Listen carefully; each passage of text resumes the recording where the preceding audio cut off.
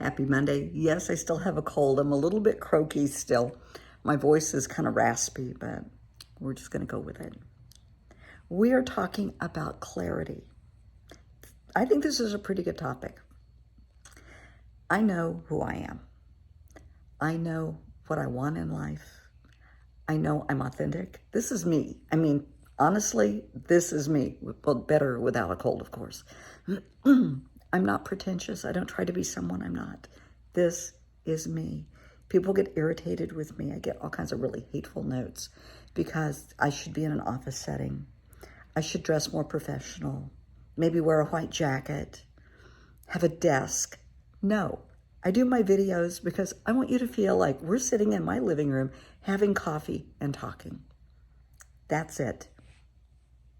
Because it makes me comfortable talking to you. And I hope it makes you comfortable listening to what I have to say. Because I genuinely care. I know what I want in life. I have goals. I will not settle for second best. I don't want you to settle either. Figure out what you want in life. I don't care how old you are. I don't care if you're retired. We all have goals. Make your goals. You have to get from point A to point B to point C, but you still have to get through point B. Let's find the path of least resistance and do it.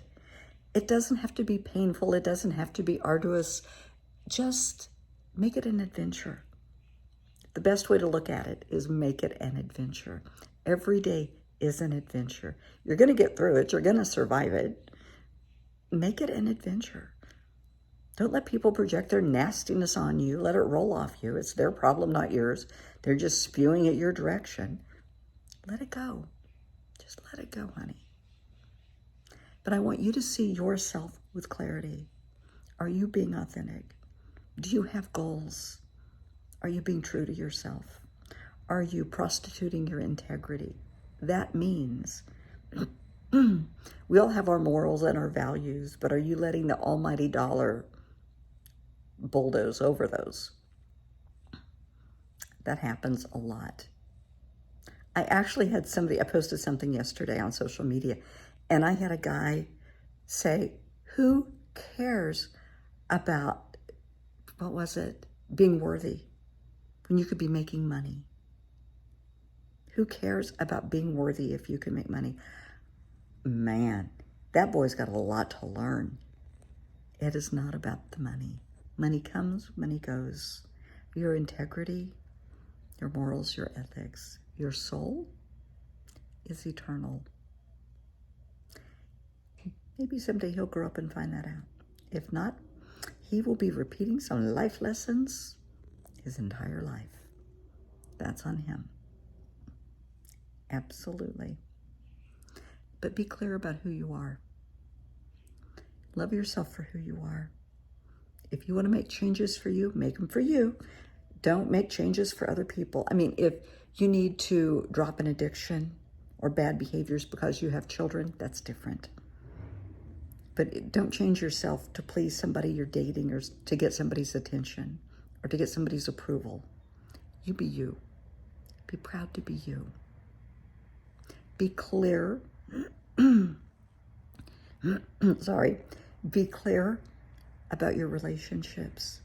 Whether it's work relationships, best friend relationships, situationships, romantic relationships, family relationships. Have clarity about them. How do these people make you feel? When you're in their presence, when you're around them, how do they make you feel? Do they energize you? Do you absolutely love being around them? Because they just lift you up. They encourage you. They nourish your soul. They're amazing. And you just love hearing from them. Or do they suck the life right out of you? You see their name on your phone as like, oh God, do I really want to answer this?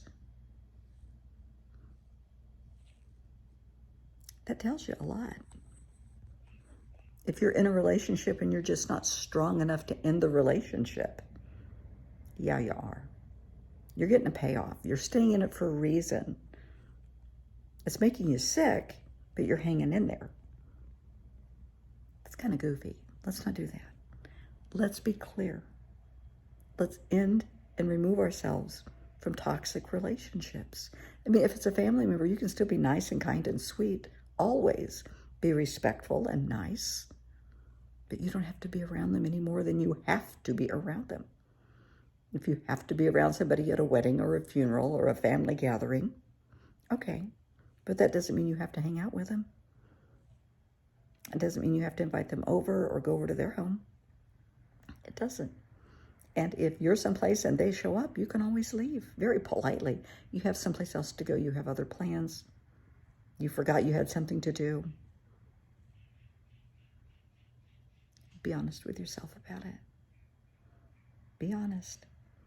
If you're around somebody and you start getting a headache, you start getting nauseous, you can just feel your blood boil. You just immediately start feeling like crap when they walk in the room. You feel like you have a target on your back. You feel like all eyes are pointing to you because, oh, you know, they're a reactive abuser, they're a bully, and they're going to start in. Honey, remove yourself from that situation and don't be around them. Plain and simple. If you work with someone that is a jerk, talk to management if you can. If management's the problem, maybe you need to get a new job. If you walk into your job, if you know in your car you're feeling bad, you're getting a headache, your stomach's acting up, you don't want to go in the building. You pull in the parking garage, you don't want to go in the building. You go in the building, I don't want to go to my desk. I don't want to be here. Some people, honest to God, they will cry in the elevator. I have had people that will tell me they start crying in the parking garage. They don't want to go in. Honey, you need to get a new job. No job is worth sacrificing your mental health in your life because those headaches can lead to a migraine. Maybe it's an oncoming stroke. Maybe you're going to end up having a heart attack, a bleeding ulcer, a complete breakdown of your system. Are they worth it? Because I promise you, when something happens to you and you leave, you're not irreplaceable. They'll replace you in a week. It's not that big a deal to them. They may swear their loyalty to you and your family around here, but honey, you are replaceable. You are replaceable. And they might send flowers when you leave and give you a cake, but you are replaceable. Their loyalty only goes so far. Your loyalty to yourself has to go further. You have to love yourself more than you love your job, more than you love your friends, more than you love anyone, including your kids. You have to love yourself enough to take care of yourself. You have to practice self-care every day to take care of yourself so that you can take care of others. See situations for what they are. See people for what they are. See yourself for who you are, not for what you wish. We've all been, years ago when I was young, you would start dating somebody and say, oh my gosh, if this were only, if he were only. Well, he wasn't and it wasn't and it didn't work because I saw it with clarity. Clarity can kind of be a stinker. It can kind of hurt. But clarity will save your butt in the long run. It will. See situations for what they are, not for what you wish they were. See people for who they are, not for what or who you wish they were. Be honest with yourself. See yourself for who you are. If you need to make changes, baby, make them for you. Your kids deserve a healthy parent that is happy, physically healthy, mentally healthy, emotionally healthy. You all deserve that. But do it with clarity, okay? Just a little side note. See your children with clarity. See your child for who they are, not who you want them to be. If your child is a stinker and you have had the teacher calling you all year, the school calling you all year because there are problems, and you're blaming the teacher, you're blaming the bus driver, you're blaming administration, honey, see your child for who he or she is. Maybe they are a little terror. And you just don't want to admit that because you don't want to deal with it. It's easier to be a lazy parent than to get involved and have a conflict with your kid. You are not in the mood for the screaming and the yelling and the door slamming and the fits.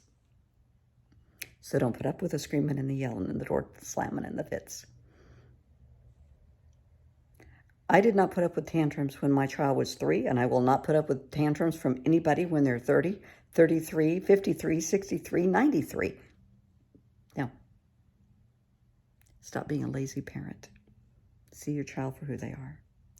If your child, and I'm going to get a lot of flack for this, but I'm willing to take the flack. If your child is gay, it's okay. It is not a reflection on you. It's being gay. What is it? I'm going to get it all wrong. LGBTQ. And there's something else, and I'm sorry, I can't remember. Love your child for who they are. It's not a reflection on you. They're not this way by choice. This is who they are. Love them for who they are. It is not. I have had parents in the past say, I must have messed up because my child is gay. No, you just messed up saying that. It doesn't matter if your child is gay, if your child is straight, if your child is trans. It doesn't matter. Love them. Bottom line, just love them. That's it. It doesn't matter. All they need is your love and to know that they are safe in your presence. That's it. I have had too many clients through the years, adults and children that are gay. I've heard horrible things that parents have said to them. Horrible things parents have done to them. No, honey. No. Let your child be who they are. If you think it's a phase, fine, go along with it. They'll grow out of it. It's probably not a phase. So just love them for who they are. Just embrace them and love them and cherish them. Do life with clarity.